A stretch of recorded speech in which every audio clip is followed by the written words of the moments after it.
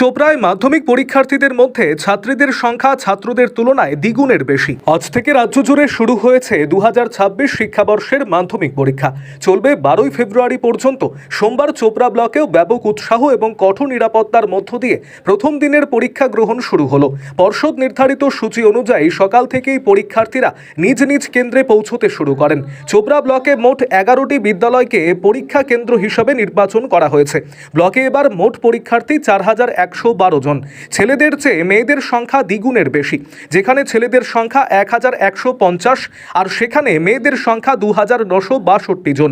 প্রতিটি কেন্দ্রে মোতায়েন করা হয়েছে পর্যাপ্ত পুলিশ বাহিনী। সিসিটিভি ক্যামেরার নজরদারিতে চলছে পরীক্ষা প্রক্রিয়া। পশ্চিমবঙ্গ মধ্যশিক্ষা পর্ষদের গাইডলাইন মেনে মোবাইল ফোন বা কোনো ইলেকট্রিক গ্যাজেট প্রবেশে কড়া নিষেধাজ্ঞা জারি করা হয়েছে। সোমবার সকাল থেকেই চোপড়া ব্লকের বিভিন্ন পরীক্ষা কেন্দ্রগুলিতে পরীক্ষার্থী এবং অভিভাবকদের ভিড় ছিল চোখে পড়ার মতো। প্রথম দিনের বিষয় ছিল বাংলা। পরীক্ষা শুরুর আগে কেন্দ্রগুলিতে পরীক্ষার্থীদের পরিচয়পত্র ও অ্যাডমিট কার্ড যাচাই করে ভেতরে প্রবেশ করানো হয়।